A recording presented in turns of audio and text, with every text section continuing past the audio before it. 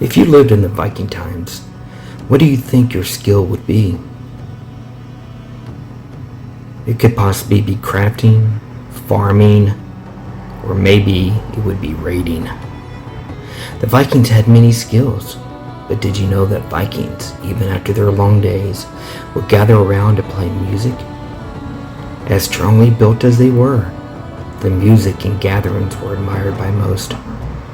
So does developer Wanna Dev Studio show us what it is to live the Viking life with music? Let's find out with Ragnarock for the PlayStation VR 2.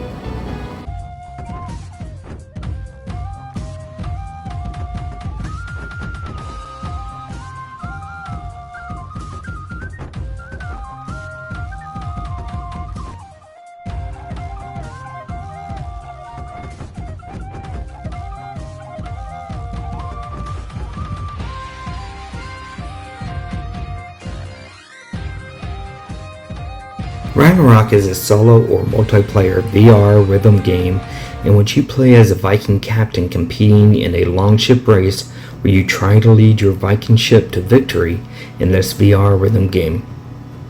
Pound your drums to the sound of epic music from Celtic rock to Viking power metal and set sail against your rivals in multiplayer mode. Will you outrace them all and carve your name on top of the leaderboards? So before you go out and prove your leadership, there are a few things that you should be aware of. First, find the best place to sit. You are the captain, and the captain should have a place to sit. Second, make sure you have some arm room, as you don't want to be hitting other Vikings that may be in your house and start an all-out Viking rumble. Third, make sure those sense controllers are charged. You will be drumming, and you don't want to miss the chance for leaderboard greatness because you forgot to charge them. And finally, just have some fun. With all that said, let's continue. Starting out, you are inside a lodge and notice the unique art style with the proud Ragnarock sign up top and center. You can select from options, settings, the solo, multiplayer, and tutorial, and input in how to play. The basics are as simple as can be. You are trying to crush the runes on the drums with your hammers to move your ship, which you are trying to move as fast as possible. But since this is about rhythm, you want to make sure that you are in sync so you can go faster.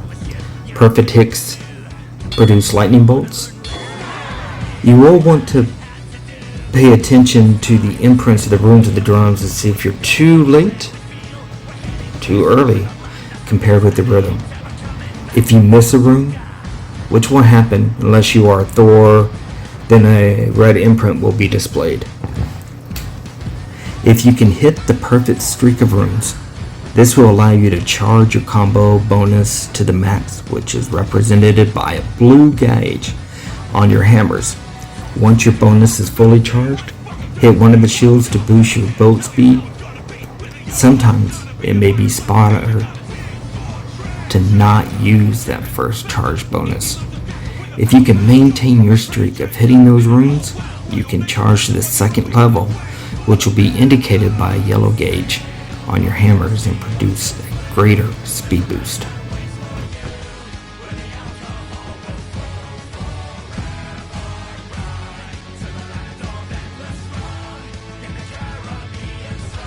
If you happen to miss any runes, it will completely empty the combo bonus to the bottom of the first level.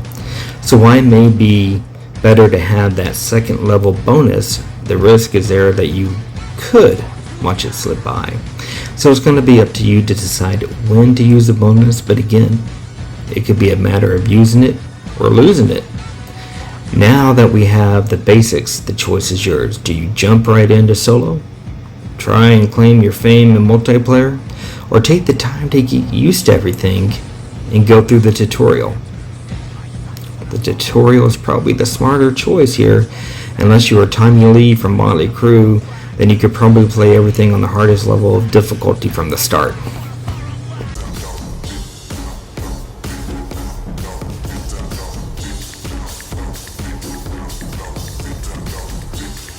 In the tutorial, it will start off by calibrating your height and play area.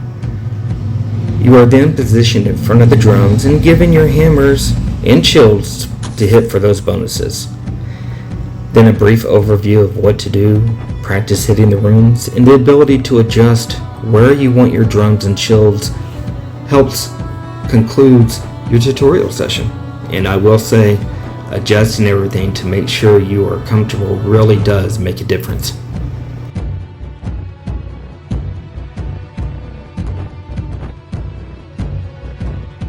Once you are done with the tutorial, you can look into adjusting the settings with the map, display, and modifiers, then jump right into solo play, just so you can get used to everything before going into multiplayer.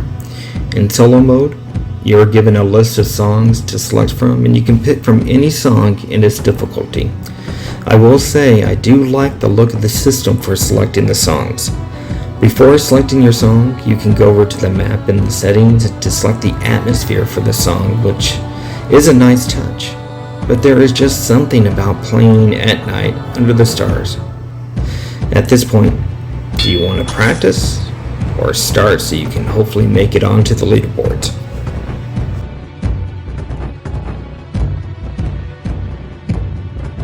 After each song, you receive a recap of how well you did, such as combos, notes missed, your distance traveled, and leaderboards. You can then select to go to the next song or change the song back at the lodge.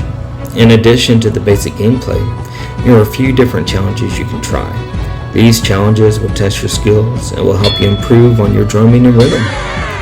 Now, I did try different times to join multiplayer, but each time I could not find anyone who was playing, which I still want to experience. Let's talk about the graphics and sound. Being that this is the PlayStation VR 2 version, everything was as clear as could be, and it looked very good while playing. Most of us will be concentrating on the notes so we can get those high scores, but I was also looking at the different mythological environments, and the game does a very good job of representing the Norse mythology essence. With the sound being a rhythm VR game, the music ranges from Celtic to that Viking power metal that just adds to the fun and brings the energy with the songs like Loki from Salteo Mortes and Welcome to Asgard by Manaberry, just to name a few. And when you can hear this all through a headset such as the Pulse 3D audio headset, it really does sound amazing. Top that off when you add the haptics from the controllers and hit that bonus and feel it through the headset, you are in for a rocking good time. There are a few things I would love to see added. First, more songs. Yes, with over 30 songs, there is plenty of music to try and master. I am sure that DLC will be coming, as it is there for other platforms. Second, our own music. Right now, the PC VR version and Quest platforms do allow this, but not for PlayStation VR 2. I understand that due to limitations, but what about using a thumb drive with our own songs and being able to play our own music that way, as it has been done before with a different game on PlayStation VR. Third, more of these environments.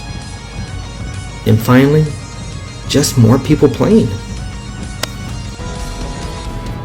Ragnarock allows our inner Viking to come out to drum to the music. It allows anyone the ability to take the ride on the escape. It doesn't shame anyone, but encourages you to keep doing your best. In our life, we are judged for the smallest things, but may not be praised for the things that we do, no matter how big or small they may be. With the time that we have and the life we live, wouldn't we all benefit from just being acknowledged, less judgmental, and presenting the kindness that every person deserves?